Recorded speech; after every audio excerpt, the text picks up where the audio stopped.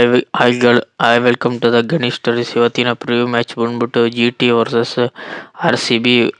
ಈ ಮ್ಯಾಚ್ ಎಲ್ಲಪ್ಪ ನಡೆಯುತ್ತದೆ ಆದರೆ ಗುಜರಾತದ ಹೋಮ್ ಗ್ರೌಂಡಲ್ಲಿ ಅದು ನಡೆಯುತ್ತೆ. ಇಲ್ಲಿ ಮಿನಿಮಮ್ ಸ್ಕೋರ್ ಬಂದ್ಬಿಟ್ಟು ಏನು ಇಲ್ಲ ಗುರು. ಒಟ್ಟಲ್ಲಿ ಸಿಕ್ಕಾಬಟ್ಟೆ ಬ್ಯಾಟಿಂಗ್ ಅಡ್ವಾಂಟೇಜ್ ಇದೆ. ಫಸ್ಟ್ ಬ್ಯಾಟಿಂಗ್ ಆಡೋರು ಸಿಕ್ಕಾಬಟ್ಟೆ ಗೆಲ್ಲೋ ಚಾನ್ಸಸ್ ಸಿಕ್ಕಾಬಟ್ಟೆ ಕಷ್ಟ. ಒಟ್ಟಲ್ಲಿ RCB ಟಾಸ್ಕ್ ಇದ್ರೆ ನನ್ನ ಪ್ರಕಾರ ಇವರು ಬೌಲಿಂಗ್ ಆಯ್ಕೆ ಮಾಡ್ಕೋತಾರೆ. ಬ್ಯಾಟಿಂಗ್ ಆಯ್ಕೆ ಮಾಡ್ಕೊಳ್ಳೋದ್ರಲ್ಲಿ ಡೌಟ್ ಅಂತ ನನಗೇನೋ ಕಾಣಿಸ್ತಿದೆ. ಇಲ್ಲಿ RCB ಅವರು ಒಟ್ಟಿನಲ್ಲಿ ಟೀಮಲ್ಲಿ ಏನಾದ್ರು ಚೇಂಜಸ್ ಇರುತ್ತೆ ಅಂದರೆ ನನ್ನ ಪ್ರಕಾರ ಚೇಂಜಸ್ ಇರಲ್ಲ. GT ಟೀಮಲ್ಲಿ ನನ್ನ ಪ್ರಕಾರ ಚೇಂಜಸ್ ಸಿಕ್ಕಾಬಟ್ಟೆ ಇದ್ದೇ ಇರುತ್ತೆ ಅಂತ ನನಗೇನೋ ಕಾಣಿಸ್ತಿದೆ. ಒಟ್ಟಿನಲ್ಲಿ ಯಾಕೆಂದರೆ ಹೋದ ಮ್ಯಾಚಲ್ಲಿ ಒಂಚೂರು ಇಂಜುರಿ ಆಗಿರೋದ್ರಿಂದ ನನ್ನ ಪ್ರಕಾರ GT ಟೀಮಲ್ಲಿ ಒಂಚೂರು ಮ್ಯಾಚ್ನ ಗೆಲ್ಲೋ ಚಾನ್ಸಸ್ ಸಿಕ್ಕಾಬಟ್ಟೆ ಕಷ್ಟ ಅಂತ ಕಾಣ್ತಿದೆ ಗುರು ಅಂತ ನನಗೇನೋ ಕಾಣ್ತಿದೆ ಗುರು. ಒಟ್ಟಿನಲ್ಲಿ RCB ವರ್ಸಸ್ GTಲಿ ಒಟ್ಟಿನಲ್ಲಿ RCB ಗೆಲ್ಲೋ ಚಾನ್ಸಸ್ ಸಿಕ್ಕಾಬಟ್ಟೆ ಪಾಸಿಟಿವಿಟಿ ಕಾಣ್ತಿದೆ. ಒಟ್ಟಿನಲ್ಲಿ ಮಿನಿಮಮ್ ಸ್ಕೋರು ಏನೋ ಅನ್ನೋದಕ್ಕಿಂತ ನೋಡೋದಾದರೆ ಮಿನಿಮಮ್ 190, 220, 240 ಹೊಡೆದ್ರೆ ಮ್ಯಾಚ್ ಗೆಲ್ಲೋ ಚಾನ್ಸಸ್ ಸಿಕ್ಕಾಬಟ್ಟೆ ಇದೆ. ಯಾರು 200 ಹೊಡಿತಾರೋ ಅವ್ರು ಮ್ಯಾಚ್ ಗೆಲ್ಲೋ ಚಾನ್ಸಸ್ ಸಿಕ್ಕಾಬಟ್ಟೆ ಇದ್ದೇ ಇರುತ್ತೆ. 160, 170 ಹೊಡೆದ್ರು ಮ್ಯಾಚ್ ಗೆಲ್ಲೋದು ಸಿಕ್ಕಾಬಟ್ಟೆ ಕಷ್ಟ. RCB 160 ಹೊಡೆದ್ರು ಸಿಕ್ಕಾಬಟ್ಟೆ ಕಷ್ಟ. GT ಅವರು 160 ಹೊಡೆದ್ರು ಸಿಕ್ಕಾಬಟ್ಟೆ ಕಷ್ಟ. ಒಟ್ಟಿನಲ್ಲಿ ಇದು ಸಿಕ್ಕಾಬಟ್ಟೆ ಬ್ಯಾಟಿಂಗ್ ಪಿಚ್ಚು. ಒಟ್ಟಿನಲ್ಲಿ ಸ್ಪೀಡಿಂಗ್ ಬಾಲ್ಗೆ ಸಿಕ್ಕಾಬಟ್ಟೆ ಯೂಸ್ಫುಲ್ ಇರುತ್ತೆ. ಒಟ್ಟಿನಲ್ಲಿ ಬ್ಯಾಟಿಂಗ್ಗೆ ಸಿಕ್ಕಾಬಟ್ಟೆ ಅಡ್ವಾಂಟೇಜ್ ಇದ್ದೇ ಇರುತ್ತೆ ಗುರು. ಒಟ್ಟಿನಲ್ಲಿ GT ಟೀಮಲ್ಲಿ ಯಾರ್ಯಾರಪ್ಪ ಇರ್ತಾರೆ ಅಂದರೆ ಇಲ್ಲಿ ಶುಭ್ಮನ್ ಗಿಲ್ ಕ್ಯಾಪ್ಟನ್ಸಿನ ವಹಿಸ್ಕೊಂಡಿರ್ತಾರೆ. ಮತ್ತು ಇಲ್ಲಿ ಜಾಸ್ ಪಟ್ರಲ್ ಇರ್ತಾರೆ, ಸಾಯಿ ಸುದರ್ಶನ್ ಇರ್ತಾರೆ, ವಾಷಿಂಗ್ಟನ್ ಸುಂದರ್ ಇರ್ತಾರೆ. ಮತ್ತು ನನ್ನ ಪ್ರಕಾರ ಇಲ್ಲಿ Philips knots doubt, Rahul Tewatia ಇರ್ತಾರೆ, ರಶೀದ್ ಖಾನ್ ಗೇಮ್ ಚೇಂಜಸ್ ಮಾಡೋ ಚಾನ್ಸಸ್ ಸಿಕ್ಕಾಬಟ್ಟೆ ಇರ್ತಾರೆ, ರಬಾಡ ಇರ್ತಾರೆ, ಪ್ರಸಿದ್ಧ ಕೃಷ್ಣ ಇರ್ತಾರೆ, ಮತ್ತು ಅಶೋಕ್ ಶರ್ಮಾ ಇರ್ತಾರೆ, ಮತ್ತು ಮೊಹಮ್ಮದ್ ಸಿರಾಜು ಅಂತ ಹೇಳ್ಕೊಳ್ಳೋ ಬೌಲಿಂಗ್ ಮಾಡ್ತಿಲ್ಲ ಗುರು. ಏನೋ ಪವರ್ ಪ್ಲೇಯಲ್ಲಿ ತುಂಬ ಚೆನ್ನಾಗಿ ಮಾಡ್ತಾರೆ. ಮಿಡಲ್ಗಳಲ್ಲಿ ಸಿಕ್ಕಾಬಟ್ಟೆ ರನ್ನ ಓಡಿಸ್ಕೊತಿದ್ದಾರೆ.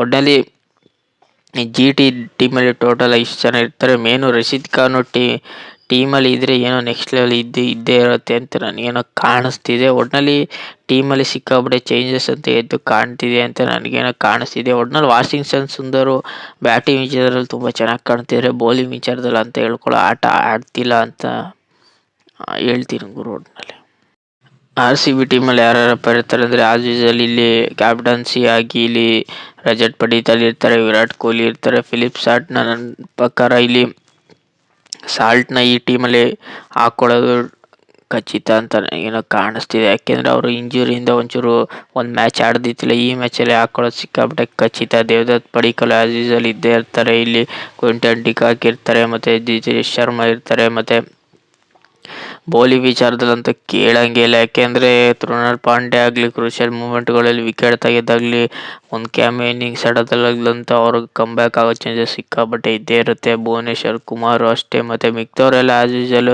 ಇಲ್ಲಿ ಸಂದೇಶ್ ಶರ್ಮನೂ ಅಷ್ಟೇ ತುಂಬ ಚೆನ್ನಾಗಿ ಬೌಲಿಂಗ್ನ ಮಾಡಿ ಗೇಮ್ನ ಚೇಂಜ್ ಮಾಡೋ ಚಾನ್ಸಸ್ ಸಿಕ್ಕಾಬಟ್ಟೆ ಇದ್ದೇ ಇರುತ್ತೆ. ಒಟ್ಟಿನಲ್ಲಿ ಇಂಪ್ಯಾಕ್ಟ್ ಪ್ಲೇಯರ್ ಯೂಸ್ ಮಾಡ್ಕೋತಾರೆ ಅಂತ ನನಗೇನೋ ಕಾಡ್ತಿದೆ. ಮೇನು ಇಲ್ಲಿ ಕೃಣಾಲ್ ಪಾಂಡ್ಯ ಆಗಲಿ, ರಜತ್ ಪಡಿತಾಲ್ ಆಗಲಿ, ಮತ್ತು ದೇವದತ್ ಪಡಿಕ್ಕಲ್ ಮತ್ತು ವಿರಾಟ್ ಕೊಹ್ಲಿ ಇವ್ರು 3 ಜನದಲ್ಲಿ ಒಬ್ಬರು ಕ್ಲಿಕ್ ಹಾಕಿದ್ರು ತುಂಬ ಚೆನ್ನಾಗಿ ಕಾಣುತ್ತೆ. ಒಟ್ಟಿನಲ್ಲಿ ವಿರಾಟ್ ಕೊಹ್ಲಿ ಈಗಿರೋ ಫಾರ್ಮಲ್ಲಿ ತುಂಬ ಚೆನ್ನಾಗಿರುತ್ತೆ ಗುರು. ಒಟ್ಟಿನಲ್ಲಿ ವಿರಾಟ್ ಕೊಹ್ಲಿ ಮತ್ತು ಫಿಲಿಪ್ ಸಾಲ್ಟು ಇವರಿಬ್ಬರು ತುಂಬ ಚೆನ್ನಾಗಿ ಕಾಣುತ್ತೆ. ಬ್ಯಾಟಿಂಗ್ ವಿಚಾರದಲ್ಲಂತೂ ಕೇಳಂಗೆ ಇಲ್ಲ. ಸಾಲ್ಟು ನೆಕ್ಸ್ಟ್ ಲೆವೆಲ್ ಆಟ ಆಡ್ತಾರೆ ಅಂತ ಕಾಣ್ತಿದೆ. ಒಟ್ಟಿನಲ್ಲಿ ಮಿಡಲ್ ಓವರ್ಗಳಲ್ಲಿ ಒಟ್ಟಿನಲ್ಲಿ ತುಂಬ ಚೆನ್ನಾಗಿ ಆಡಬೇಕು. RCB ಏನು ತಪ್ಪು ಮಾಡೋದಂದರೆ ಪವರ್ ಪ್ಲೇಲಿ ಬೇಗ ವಿಕೆಟ್ ಕಳ್ಕೊಬಿಡ್ತಾರೆ. ಒಂಚೂರು ರನ್ ರೇಟ್ ಒಂಚೂರು ತುಂಬ ಕಡಿಮೆ ಆಗೋ ಚಾನ್ಸಸ್ ಸಿಕ್ಕಾಬಟ್ಟೆ ಇದ್ದೇ ಇರುತ್ತೆ. ಈ ಮ್ಯಾಚ್ ಸೋತರು ಏನು ಮ್ಯಾಟ್ರ್ ಆಗಲ್ಲ, ಗೆದ್ದರು ಏನು ಮ್ಯಾಟ್ರ್ ಆಗಲ್ಲ. ಒಟ್ಟಿನಲ್ಲಿ RCB ಟೀಮಲ್ಲಿ ಟೋಟಲ್ 5 ಜನ ಇರ್ತಾರೆ ಗುರು.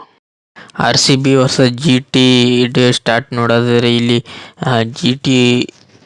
GT ಅವರು 3 ಮ್ಯಾಚ್ ಗೆದ್ದಿದ್ದಾರೆ. RCB ಅವರು 4 ಮ್ಯಾಚ್ನ ಗೆದ್ದವ್ರೆ.